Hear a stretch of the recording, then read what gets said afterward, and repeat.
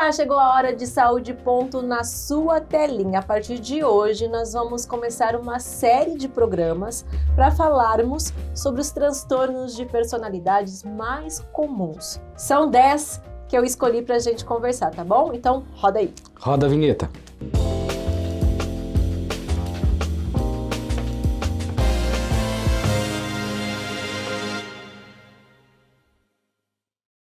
Sabe aquela pessoa que desconfia de tudo e não consegue confiar em ninguém? É sobre esse transtorno de personalidade que nós vamos conversar hoje com o psicólogo Eduardo Coelho, nosso querido psicólogo amigo, sempre presente aqui no Saúde Ponto, que é o transtorno paranoide. E é exatamente isso que acontece, né, Eduardo? Desconfia de tudo e não consegue mesmo confiar em ninguém. Importante definir, bom, primeiramente, que bom estar aqui de volta, depois de um bom tempo sem estarmos juntos, sem gravarmos, e bem-vindo aí você que está nos assistindo. Primeiramente, é importante a gente definir transtorno de personalidade, né? Então, os transtornos, por que transtorno? Porque não é doença, não é uma coisa que você tem cura. A pessoa ela já nasce assim, a personalidade dela já nasce com algum tipo de alteração, né? E então, isso é fixo, isso não tem cura. Tem controle? Tem tratamento? Tem, mas não tem cura. E também pode acontecer alguma coisa na infância que também pode ter algum transtorno também, né, Eduardo? Algum acontecimento com pai, mãe? É que na verdade existe, é o seguinte, nasce com a personalidade. Sim. E o meio vai desencadear isso. Vai desencadear, tá. Não é? Então desencadeia. Então pode ter eventos que desencadeiam o transtorno que está ali, mas ela vai, até o início da idade adulta, ela vai desenvolver. Sim. Não é? Então, quando criança, né, primeira infância, segunda infância, no início da adolescência, ela já vai apresentar alguns sinais, algumas alterações de comportamento que você percebe que não faz parte de um comportamento de uma criança de mesma idade, de uma criança compatível com ela e tudo mais. Então, você já percebe, os pais já conseguem, a escola, perceber que tem algum tipo de, né, de algo que não está legal, algum tipo de coisa errada. Algo de errado não está certo, exatamente. Né? Então, hoje nós vamos começar falando sobre o transtorno de personalidade paranoide. Explica pra gente exatamente o que seria esse transtorno. Bom, vamos lá. Então, dentro do transtorno de personalidade, dentro da esquizofrenia, né, então, existem os delírios e existem as alucinações. Então, os delírios são alterações do pensamento.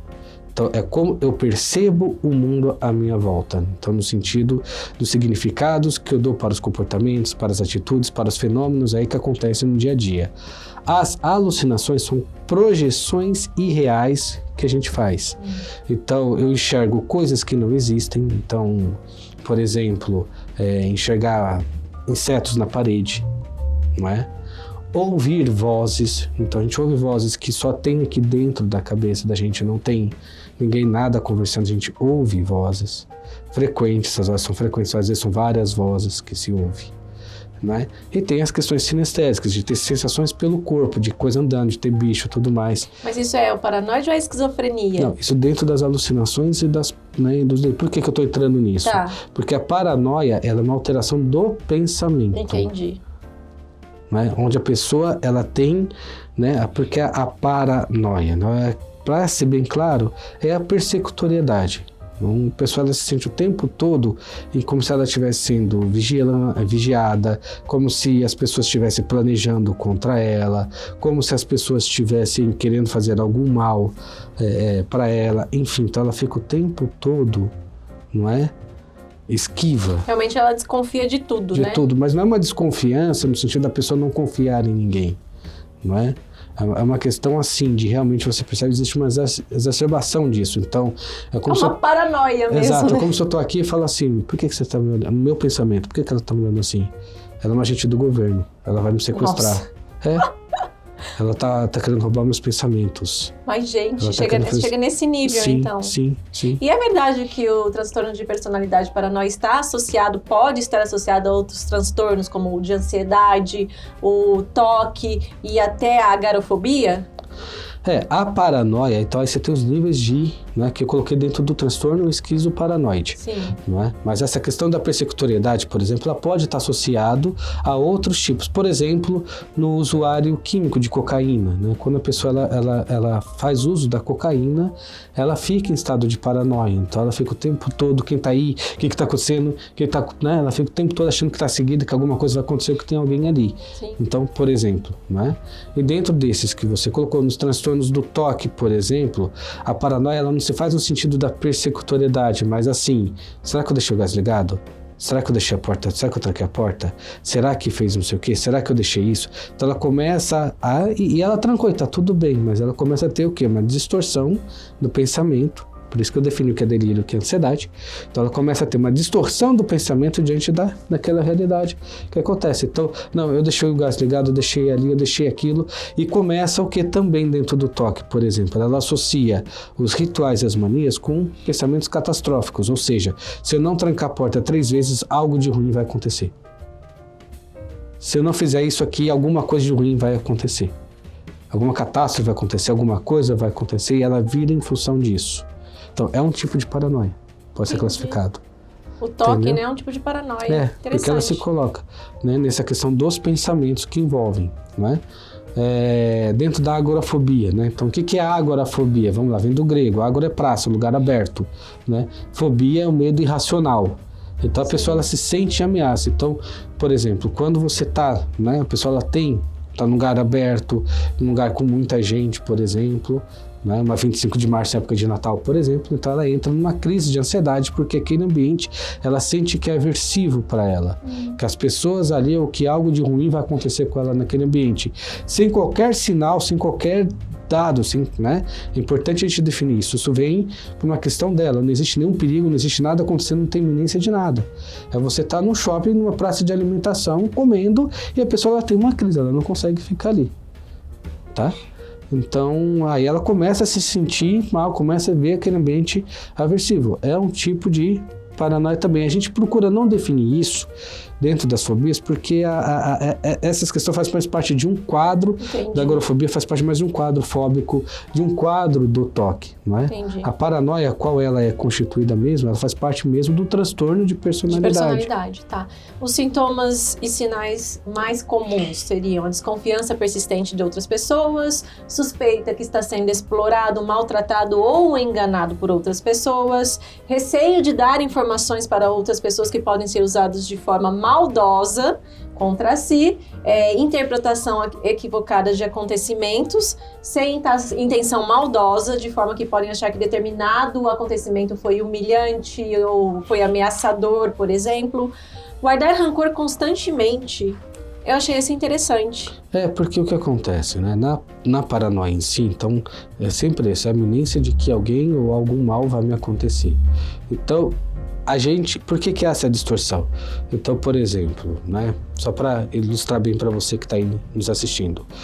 É como se você está me olhando assim agora e eu falasse assim, eu olhasse e falasse assim, ela está planejando alguma coisa, ela fez alguma coisa comigo. E eu começo a gerir uma série de pensamentos diante de uma coisa que você falou, diante de uma postura que você teve, de um olhar que você me deu, e eu vou me enervando com isso. E aí você vai guardando rancor. E eu vou guardando esse rancor de você por conta disso, por conta dessas alterações, desses delírios paranoides que a gente tem, não é? Então é isso que acontece, por isso que a pessoa vai guardar, mas não fez nada. Às vezes só perguntou, você vai numa loja e a pessoa perguntou, qual é o seu CPF? Pronto, aquilo ali já é motivo para desencadear uma série de circunstâncias que às vezes a pessoa nem conclui a compra. Né? Reagir com raiva também é um dos sintomas. Porque é isso, como está sempre desconfiado, sempre a iminência de que a pessoa vai fazer algo contra, então ele já está reativo. Entendi. Agora a gente consegue identificar os sinais aí que tem o transtorno paranoide na infância ou na vida adulta? Já dá para perceber na infância? Olha, na infância você já tem pode ser alguns sinais. Por exemplo, essa pessoa ela não consegue viver em ambiente social, se socializar, né, adequadamente. Então, ela vai ficar mais isolada, ela vai ficar mais sisuda, ela vai ser uma criança ali que vai ficar, tanto que eu confundi muito no início um pouco com autismo, não é? um pouco como outros transtornos. Então, assim, você tem alguns sinais, mas é difícil perceber. Mas quando chega na adolescência, aí começa a ficar mais evidente, porque ela vai começar a gerar uma série de circunstâncias e de significados que quem está à volta vai perceber que, pô, mas não, mas espera aí, o outro só perguntou isso para você. Não, mas espera aí, eu só fiz isso, tem nada... Então, aí ele vai começar, porque já começa a manifestar o que sente, porque a criança não fala, né? O que não tem a consciência do que está sentindo, que aquilo que ela está sentindo é raiva, porque outra vai fazer, não, ela só reage no comportamento. Então fica meio difícil você conseguir de cara perceber que não, meu filho, ou minha filha, sobrinho, será quem for, é paranoide, né? Não então dá. É mais a partir da adolescência ali para o início da vida adulta, que aí tá. Realmente aí é onde o quadro se faz, aí onde Agora, a pessoa dá pra tem um saber o que surto causa? paranoide. Pode ser hereditário? É hereditário, isso é fato, tá? É hereditário, né?